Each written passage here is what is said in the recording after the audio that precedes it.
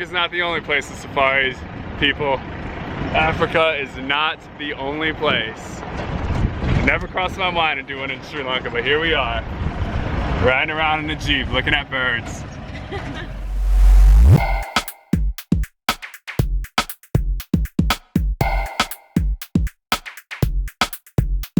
Okay, so our time in Ella is over, and we are on our way to UBUD to see some elephants. So there's a few different ways to get to UBUD, but for the sake of time, we decided to take a private taxi. It made more sense for our itinerary. We're gonna stop off in UBUD first, and then we're gonna go all the way down to Tegal. And just to give you an idea, for the day rental, gas included, driver included, all inclusive, it ran us 10,000 rupees. There are other ways to get to the park and down to the beaches, like taking the public bus. It takes a lot longer, so if time's on your side, you can try that route and you'll save a lot of money by doing it that way.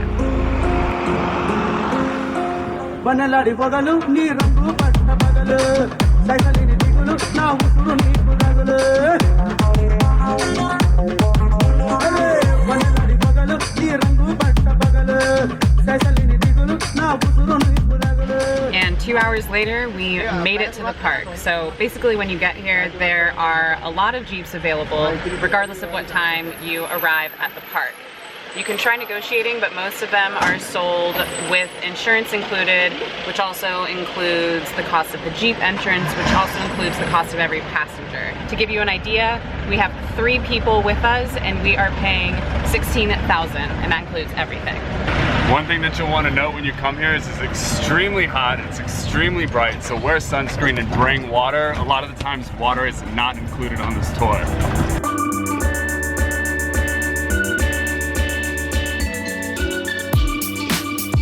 Another thing to note when you come into the park, there's going to be people that are considered trekkers. They'll offer to come with you. You do not have to bring them on your tour. They come up and they'll say, I am your trekker, I am coming with you. And they will even do the motion of getting on to the van. Simply say, no, we don't need a trekker. It's just an added expense that you don't necessarily need when you're in the park. You're here to really just observe the wildlife.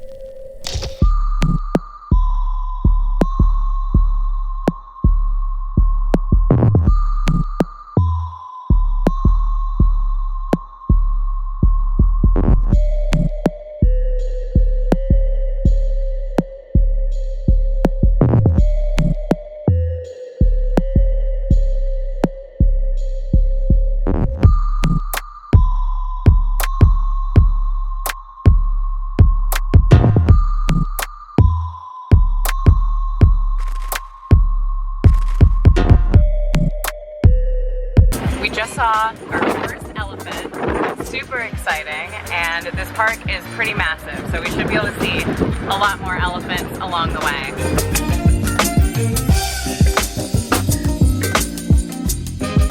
Keep in mind, ladies and gentlemen, these are wild elephants.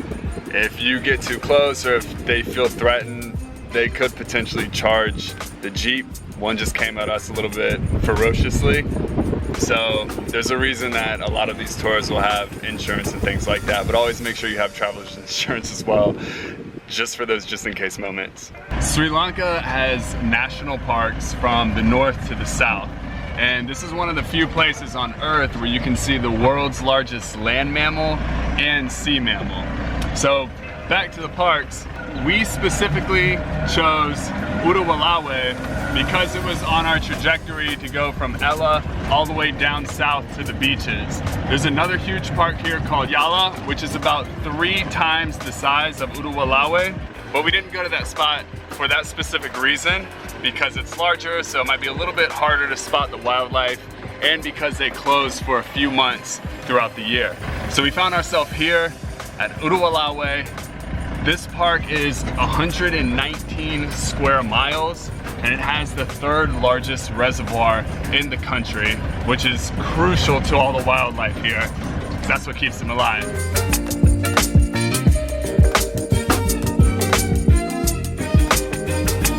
There are more than just elephants here too. We've seen lots of peacocks, lots of water buffalo, and we're hoping to spot a crop.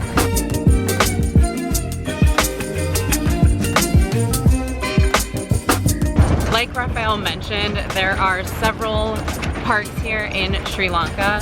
From an ethical standpoint, we're not sure which one is the best or if there's a better one. So do your own research and make your decision from there. This park that we're currently in does have an electrical fence around it, but from what we were told, that is to keep the elephants from kind of invading the fruit stands, and it also protects the people on the outside. We've observed that these elephants are definitely wild, and if you're worried about the jeeps getting close to the elephants and causing stress to the animal, just tell your driver to keep a distance. And another way that you can help is don't bring food, don't feed the elephants, just let them do their wild elephant thing in their natural habitat. I can tell you guys one thing, and that is that the animals in this park are extremely smart. And the reason I say that is because they've figured out by this point to stay the hell off the roadways from obnoxious tourists like us. So we're very grateful that we've already seen one elephant, but it's not looking too good to see more right now at this point.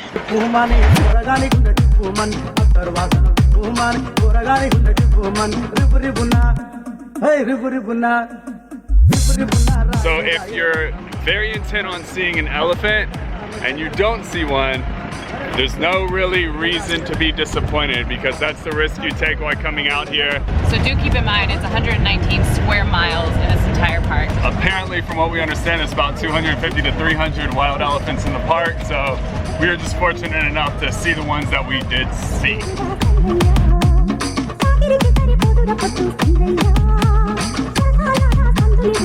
From what I've heard, most of the elephants will actually come out more in the afternoon, so if you can plan your trip here to arrive maybe around 2 or 3, you might have a better chance of seeing them.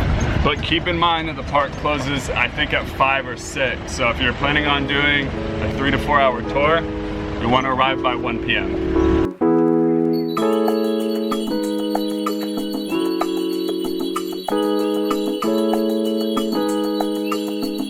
There's an upside. After you leave the park, on your way to the beach, you actually keep riding along, and we see some beautiful elephants right along the reservoir.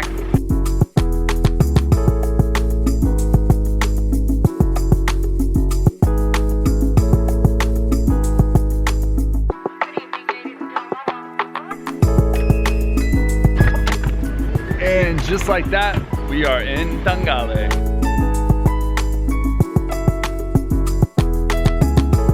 These safaris are kind of like fishing. It's definitely a game of patience. And we're hoping to find a cheetah, because apparently they have cheetahs in the park. I thought it was a cheetah. No, it's leopard. Cheetahs are in Africa. You alright there, Jen?